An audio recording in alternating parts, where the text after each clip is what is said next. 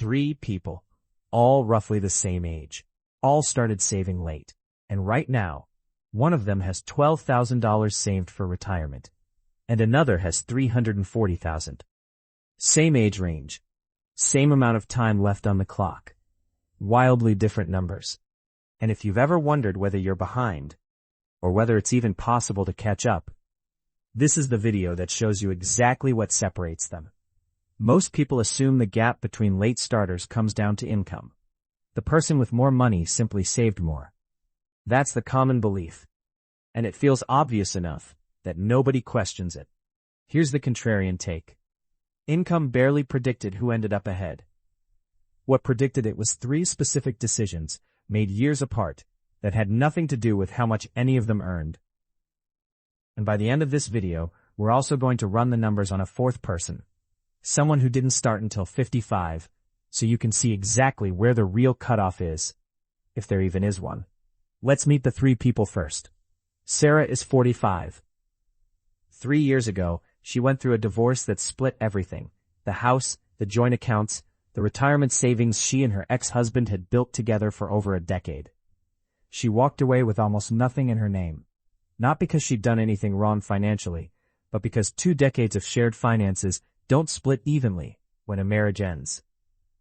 Sarah has $12,000 saved. And if you're sitting there thinking that number sounds low, hang on, because Sarah is not the cautionary tale here. She's actually the one making the fastest relative progress of the three, and you'll see exactly why in a few minutes. Next is Marcus, 46 years old, self-employed, runs a small contracting business he built from scratch 15 years ago. No employer 401k, no HR department automatically deducting a percentage from his paycheck. Every dollar he's ever saved for retirement, he had to actively choose to move himself. Marcus has $89,000 saved. His income has actually been strong. Some years better than either Sarah's or David's, but it's inconsistent, project to project, and so was his saving. And then there's David, 50 years old, 22 years at the same mid-size company, steady paycheck, and a 401k with an employer match that's been available to him since his late 20s. David has $340,000 saved. And here's the pattern interrupt. If you're already assuming David just makes more money than Sarah and Marcus, that's not actually true. David's salary is comparable to Marcus's, and for several years was lower than Sarah's. The difference isn't the paycheck. So what actually separated $340,000 from $12,000? Let's break each one down. Decision number 1 is automation. David's 401k contribution came out of his paycheck before he ever saw the money. He never had to decide to save each month. The decision was made once, back when he was 28, and it just kept happening in the background for over 2 decades. Marcus, on the other hand, had to actively transfer money every month, by hand, out of a fluctuating income. And when saving is a decision instead of a default, life gets in the way. A slow month, an unexpected repair bill, the transfer gets skipped just this once, and just this once has a habit of turning into 6 months. This is why automation matters more than income. It's not about willpower, it's about removing the moment where willpower is even required. Decision number 2 is time in the market. David started contributing at 28, small amounts at first, barely noticeable paycheck deductions. Marcus didn't start seriously saving until his late 30s. That's roughly a 10-year head start for David. And at a 7% average annual return, 10 extra years of compounding can roughly double the ending balance, even with smaller individual contributions along the way. If you're 45 or 50 right now and thinking that ship has sailed for you, it hasn't. Sarah is proof of that, and we're about to get to her numbers directly. Decision number 3, and this is the one that actually explains Sarah's $12,000 in the most encouraging way possible. Consistency beats amount. Sarah restarted her entire financial life 3 years ago with nothing. In 3 years, she saved $12,000, automated every single month without missing one. That works out to roughly $330 a month, consistently, for 3 straight years, through every kind of month, good, bad, and everything in between.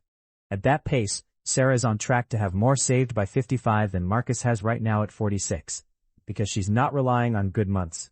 She's relying on a system that doesn't care whether the month was good. Here's what that looks like projected forward to age 60. David, who automated early and had the longest runway, is projected to land somewhere around $700,000. Marcus, if he switches to full automatic contributions starting today, closes a meaningful part of the gap, but those inconsistent early years cost him real growth he can't fully get back. And Sarah, despite starting from zero just 3 years ago, is projected to reach a position comparable to Marcus's today, by age 55, 10 years sooner than you might expect. Now here's where it gets interesting, because this is the part most people skip.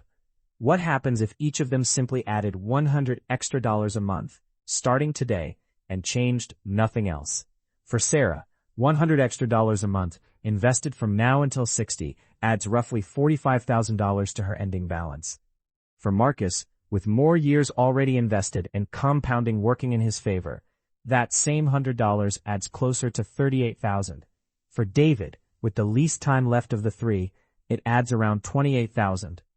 The amount that moves the needle the most isn't necessarily large. It's the amount you can actually sustain without breaking your budget, because the one thing all three of these projections assume is that the new amount keeps getting automated, every month, without exception. Let's address the question a lot of you are actually here for. What if you haven't started at all, and you're 55 right now? If someone starts from zero at 55 and saves $500 a month until 65, at a conservative 6% return, they'd end up with roughly $82,000. That's not the $340,000 David has, but it's also not nothing, and paired with Social Security, it changes what retirement looks like from not possible to modest but real. If you're thinking this doesn't apply to you because you're even later than that, the math still works the same way, just with smaller numbers. The earlier decision always is to start the automation, not to wait until the amount feels big enough to matter. Let's put a face on that 55-year-old number. Linda is 56. She spent most of her adult life prioritizing her kids' college funds over her own retirement, a choice a lot of parents make without realizing how much it costs them later. 2 years ago, with both kids finally through school, she looked at her retirement account and saw $4,000 total. Linda didn't have a financial background. She didn't know what a Roth IRA was, so she did the simplest thing possible. She called her bank, opened whatever retirement account they offered, and set up an automatic transfer for $200 a month. Not because $200 felt like enough, because it was what she could actually commit to without stress. 2 years later, she's at $4,000.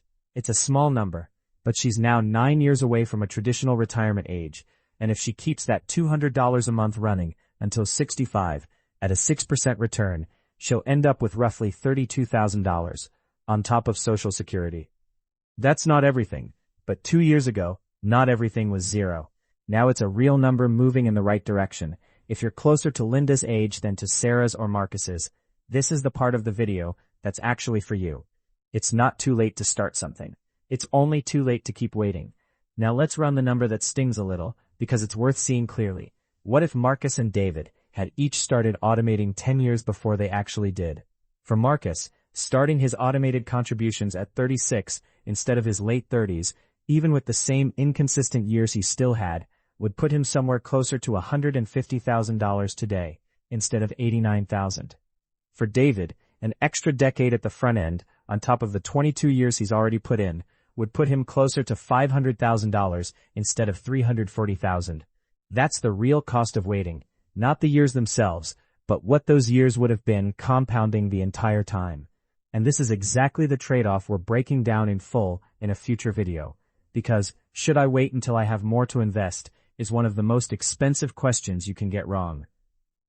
Here's the flip side though, and it matters just as much as the regret math.